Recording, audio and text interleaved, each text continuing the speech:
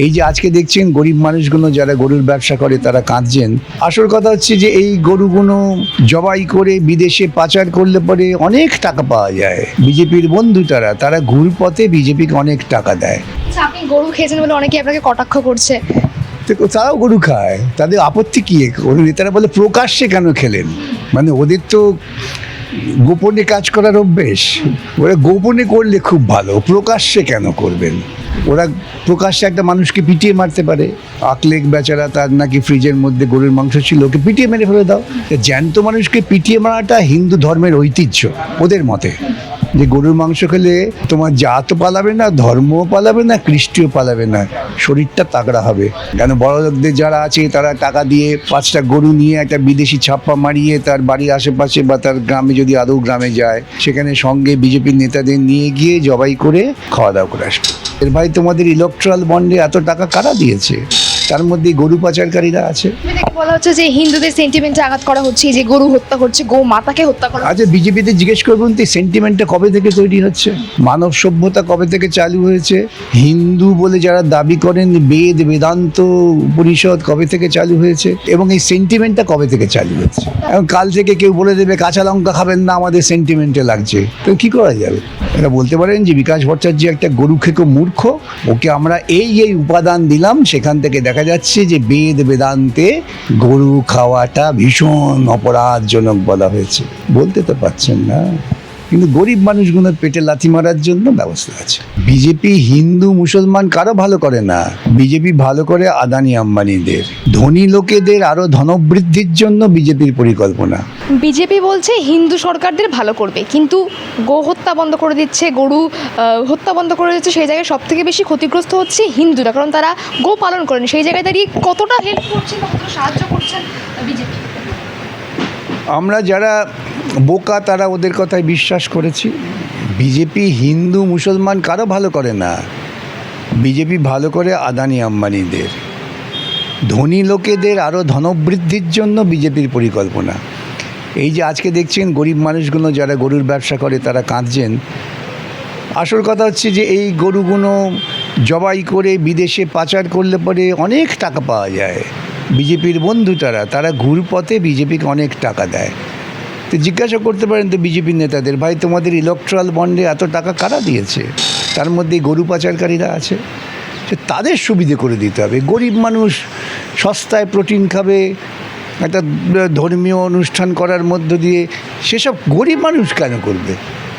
এটা বড় লোকদের, বড় লোকদের কিছু করছে, বড় লোকদের কিছু হবে না। কেন বড় লোকদের যারা আছে তারা টাকা দিয়ে 5টা গরু নিয়ে একটা বিদেশি ছাপ্পা মারিয়ে তার বাড়ির আশেপাশে বা তার গ্রামে, যদি আদৌ গ্রামে যায়, সেখানে সঙ্গে বিজেপির নেতাদের নিয়ে গিয়ে জবাই করে খাওয়া দাওয়া করে আসবে। বিজেপি থেকে বলা হচ্ছে যে হিন্দুদের সেন্টিমেন্টে আঘাত করা হচ্ছে, যে গরু হত্যা করছে, গো মাতাকে হত্যা করা। আচ্ছা, বিজেপিতে জিজ্ঞেস করবেন তো সেন্টিমেন্টটা কবে থেকে তৈরি হচ্ছে, মানব সভ্যতা কবে থেকে চালু হয়েছে, হিন্দু বলে যারা দাবি করেন বেদ বেদান্ত উপনিষদ কবে থেকে চালু হয়েছে, এবং এই সেন্টিমেন্টটা কবে থেকে চালু হয়েছে। এখন কাল থেকে কেউ বলে দেবে কাঁচা লঙ্কা খাবেন না, আমাদের সেন্টিমেন্টে লাগছে, তো কী করা যাবে? ওরা বলুন না, ইতিহাস দিয়ে এটা বলতে পারেন যে বিকাশ ভট্টাচার্য একটা গরু খেকো মূর্খ, ওকে আমরা এই উপাদান দিলাম, সেখান থেকে দেখা যাচ্ছে যে বেদ বেদান্তে গরু খাওয়াটা ভীষণ অপরাধজনক বলা হয়েছে। বলতে তো পারছেন না, কিন্তু গরিব মানুষগুলোর পেটে লাথি মারার জন্য ব্যবস্থা আছে। আচ্ছা, আপনি গরু খেয়েছেন বলে অনেকে আপনাকে কটাক্ষ করছে। তো তারাও গরু খায়, তাদের আপত্তি কী? ওর নেতারা বলে প্রকাশ্যে কেন খেলেন, মানে ওদের তো গোপনে কাজ করার অভ্যেস। ওরা গোপনে করলে খুব ভালো, প্রকাশ্যে কেন করবেন? ওরা প্রকাশ্যে একটা মানুষকে পিটিয়ে মারতে পারে। আকলেক বেচারা, তার নাকি ফ্রিজের মধ্যে গরুর মাংস ছিল, ওকে পিটিয়ে মেরে ফেলে দাও। জ্যান্ত মানুষকে পিটিয়ে মারাটা হিন্দু ধর্মের ঐতিহ্য ওদের মতে। ওদের মতটা তো ঠিক নয়, সেজন্যই আমি প্রতিবাদ করেছিলাম যে গরুর মাংস খেলে তোমার জাতও পালাবে না, ধর্মও পালাবে না, কৃষ্টিও পালাবে না, শরীরটা তাগড়া হবে। এই যে বুলডোজার রাজ চলছে বিজেপি সরকার ক্ষমতায় আসার পর, যেভাবে বিনা নোটিশে ভেঙে দেওয়া হচ্ছে, এরকম কোনো আইনি নিয়ম আছে যে কোনো নোটিশ ছাড়াই ভেঙে দেওয়া যাবে না, ঝুঁকিপূর্ণ? আচ্ছা কি নাম তো বুলডোজার, বুল কাদের বলে বলুন তো? BULL বুল। আপনি অনেক লেখাপড়া করেছেন। বুল মানে কি? ষাঁড়। ষাঁড় কাদের বলে? যাদের মস্তিষ্ক বলে কিছু নেই, যারা গুঁতোতে পারে। এই মস্তিষ্কহীন গুঁতোবার ক্ষমতা হচ্ছে বুলডোজারের, এবং যারা এই বুলডোজার নিয়ে যাচ্ছেন তাদেরও মস্তিষ্ক নেই, বিজেপির মস্তিষ্ক নেই, একেবারেই নেই। থাকলে এটা করতো নাকি? সেই জন্য তো বলছে বুলডোজার। ঝুঁকিপূর্ণ জায়গাগুলো তারা ভেঙে দিচ্ছে যেখানে ক্ষতি হতে পারে। পূর্ণ হলো কবে? আমি তো, আমার কাছে সাংবাদিক একটু মেয়ে এসছে, আমি তার কানটা ছিঁড়ে দিয়ে বললাম যে এটা ঝুঁকিপূর্ণ হয়ে গেছে, বা কানটা কেটে বাদ দিয়ে দিই। এইসব বুলিশ চিন্তা। কোনো র্যাশনাল মানুষ এটা ভাবে না। বিজেপির নেতাদের মধ্যে ন্যূনতম র্যাশনালিটি নেই, যুক্তিবোধ নেই। ওদের মধ্যে আছে ধর্মীয় মৌলবাদী চিন্তা, ধর্মীয় কুসংস্কার, অজ্ঞতা, অন্ধকার, যার বিরুদ্ধে লড়াই বহুদিন আগে শুরু করেছিলেন রামমোহন, বিদ্যাসাগর, রবীন্দ্রনাথ, বিবেকানন্দ পর্যন্ত গরুর মাংস খেতে। ইমাম মহাজন ভাতা বন্ধ করে দিয়েছে, এটা ঠিক না ভুল? ঠিক করেছে। আমি মামলা করেছিলাম কলকাতা হাইকোর্টে। কলকাতা হাইকোর্ট বলেছে যে ইমাম ভাতা ফাতা দেওয়াটা বেআইনি। মমতা ছিল ওদের শিখণ্ডী। জমি খুঁজতে হবে তো, বিজেপির জন্য জমি করে দিয়েছিলেন। ইমাম ভাতা মানে পুরোহিত ভাতা, তারপরে দুর্গাপুজোর অনুদান, তারপরেই কি বলে ক্যারাভান না কি একটা বলে জানো, কার্নিভাল, হ্যাঁ, তারপরে মন্দির প্রতিষ্ঠা। এই কাজগুলো করে বিজেপিকে জমি তৈরি করে দিয়েছে। এবার বিজেপি তুমি চড়ে খাও, বিজেপি চড়ে খাচ্ছে। সুতরাং এইটা যে বন্ধ করেছে খুব ভালো। কিছু কিছু ভালো কাজ করতে হয়, তা তাহলে বিশ্বাসযোগ্যতা থাকবে না।